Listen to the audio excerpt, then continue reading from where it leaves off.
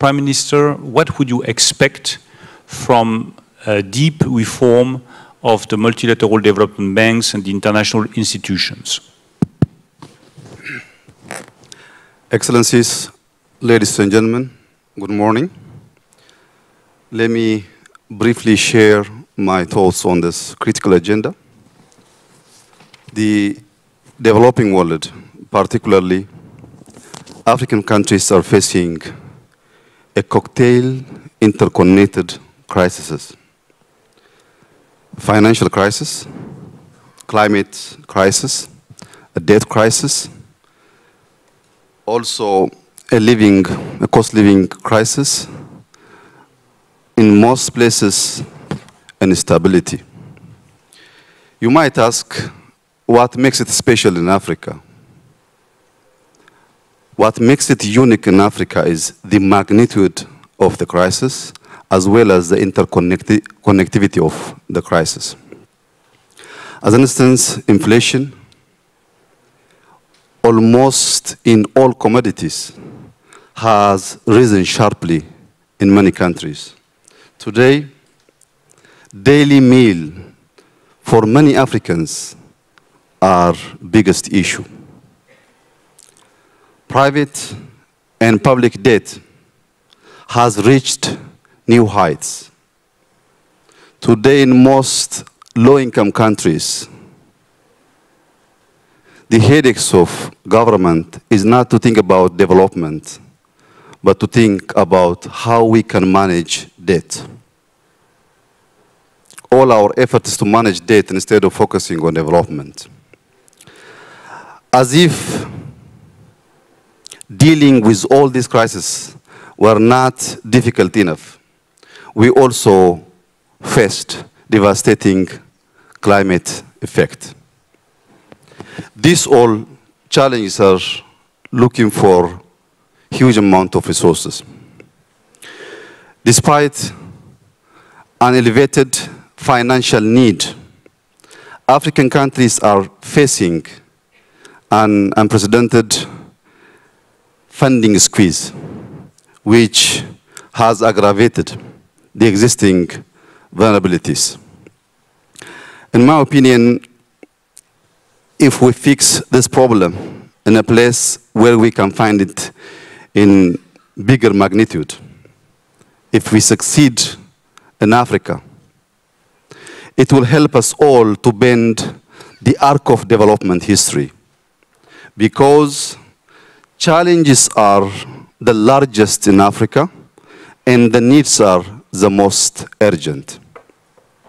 In a place where challenges are large and needs are urgent, fixing the problem, it might help us to correct our course and to handle similar challenges in different parts of the world. Accordingly, our goal should be to safeguard macro stability, to support low-income countries, also to sustain future prosperity.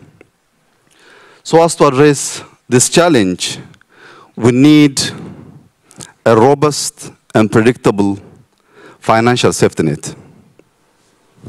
Without resource, there is no way that we can address this challenge. If we use as entry point financial resources, MDBs must be at the center of this game. They are the main player of this game. So if they are going to play great role on addressing this challenge, I think we should make reform on these financial institutions, at least in the following areas. Firstly, implement past plays. We have to walk the talk. There are lots of plays here and there, but delivery is not as the promises. So we should keep past plays in climate financing, SDR, also on injecting additional capitals for financial agencies so as to provide enough amount of resources for low-income countries. Secondly, boost concessional financing and grant. Without getting enough amount of concessional financing and grant, today's interconnected challenges is not addressed in a way that we're doing business today. It requires huge concessional financing, also grant. That is the only way that we minimize additional crises, also focus on our objectives of development. Thirdly, we have to finance green future. I don't know what others are doing. In Ethiopia, we're financing on low carbon pathway. 98% of our energy sources from clean source. We're investing on hydro, we're investing on wind, we're investing on geothermal, we're investing on solar energies. Beside this investment on clean energy, we have also an initiative called Green Legacy. We have started this initiative before few years, 2019. The initiative will continue till 2026. Till last year, from 2019 till 2022, we have planted 25 billion seedlings. This year, we just started last week, we're going to plant in the next 3 months 7 billion seedlings. In total, this year we'll reach 32 billion. Till 2026, the objective is to reach 50 billion seedlings. Imagine if Ethiopia is investing $1, starting from preparation of seedlings all the way to plantation. We are investing specifically on climate $50 billion. If we could collectively invest this amount of money, we can easily tackle the challenge that we're facing today. We are doing it because we're mobilizing over 25 million people every year. We do have more than 125 nurseries to prepare those seedlings. I think from World Bank, from all stakeholders, supporting these kinds of initiative would help us to tackle the current challenge that we all are facing. But from our side, we're doing it, we'll continue to support neighboring countries to join us this Green Legacy initiative. The last but not the least is to reform multilateral developmental banks.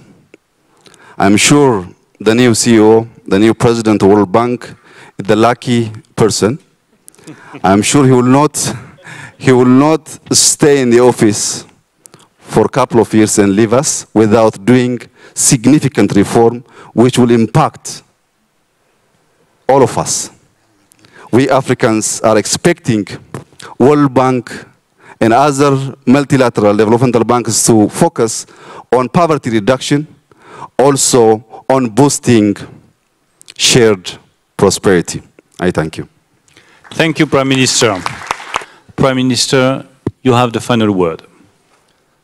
The purpose of concessional finance is to address market failure and also to be a catalyst for development.